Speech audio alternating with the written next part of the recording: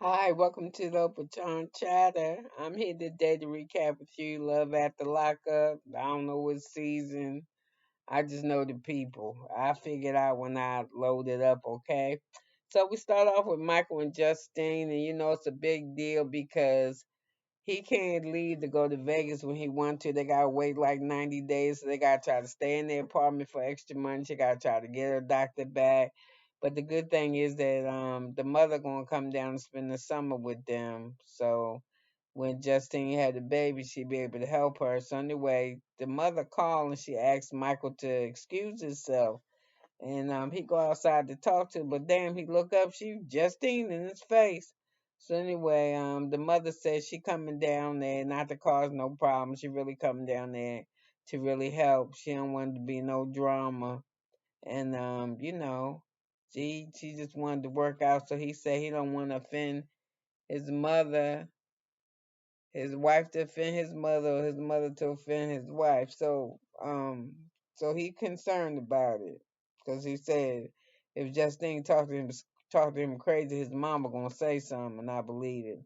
So we got Lindsey and Molly, and they go dress shopping for a wedding dress, and the little girls was like, "What the fuck are we doing here, getting a dress?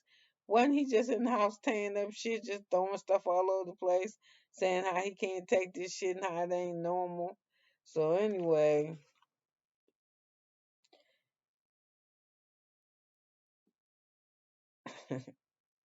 so she like, didn't y'all just have a fight?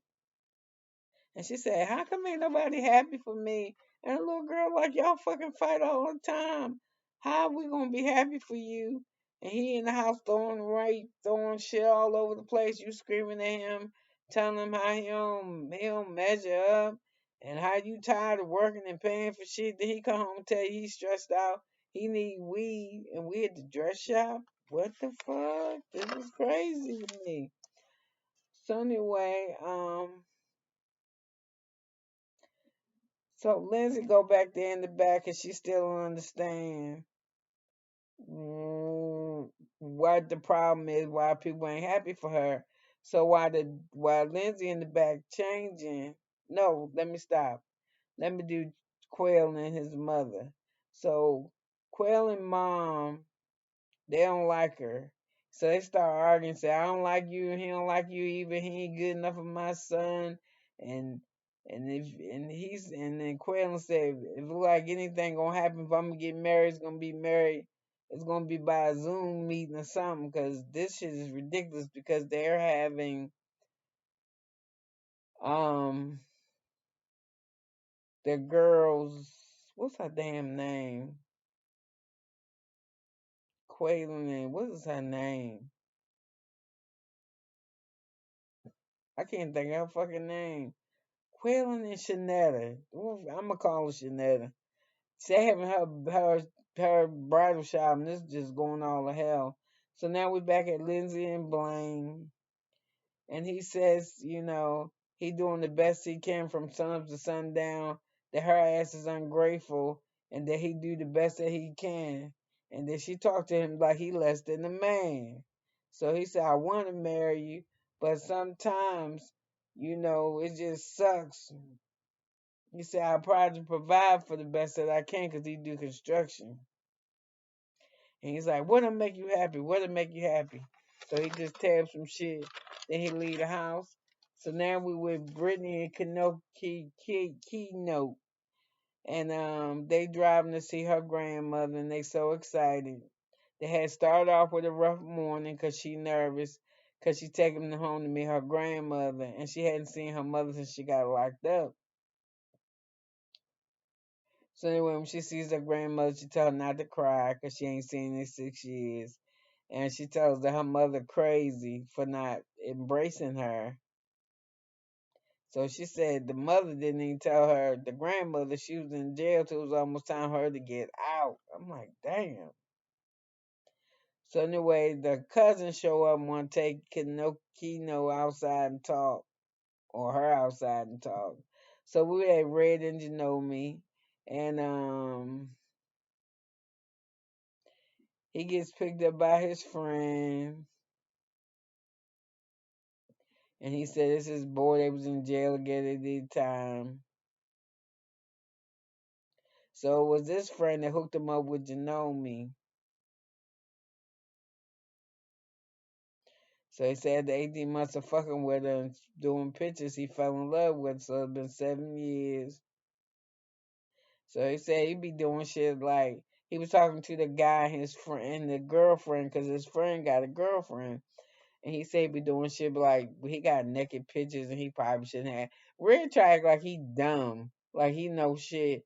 Like, I mean, I guess if I got pictures of naked girls, I guess that would bother her. Get the fuck out of here. He try to play like he's stupid and shit. So anyway, he was like, I really want to make this work with her. I don't think he really want to make it work with her. I really just think he ain't got shit else to do, and he don't want to be living up under his mom and them roof and shit. He rather go to her house and play video games and shit and let her cook and work while he sit home and watch that little boy. So should you know me at the house and the little boy is asking for it. The little boy asks Slay is asking for daddy, which she should never did that shit. So she said, "You miss him?" And he said, "Yeah." So she doing housework, but while she doing housework, she started panicking because he told her he was gonna leave his PS5 there, and he said, I'm coming back if I leave my PS5." So she freaking out because she can't find it.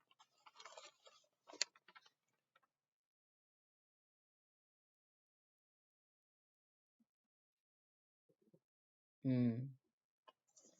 So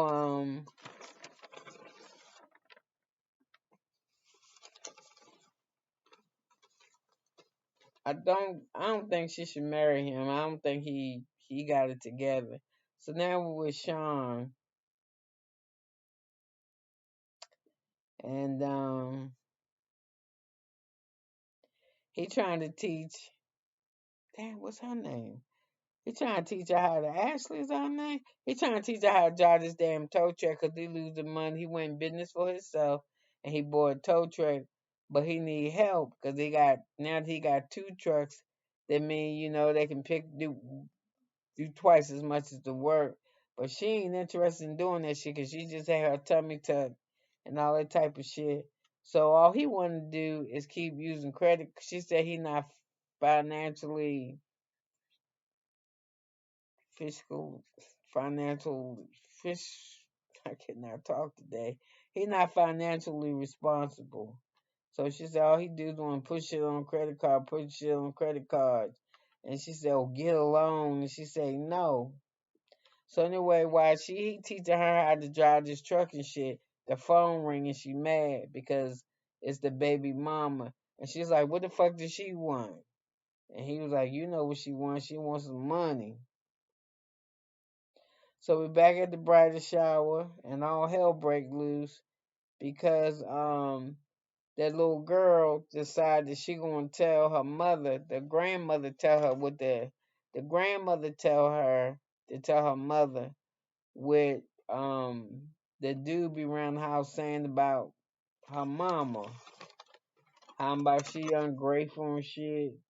So Molly and the grandmother, when Lindsey come out the room, they tell her, "Hey, um, Mom, he be saying how you controlling, you manipulating, you ain't never satisfied, and you non-appreciative. And he gets sick of your shit, and you complain all the time." So she like, "What?" So little girl say, "Roll that beautiful bean footage. You got fucking cameras in the house."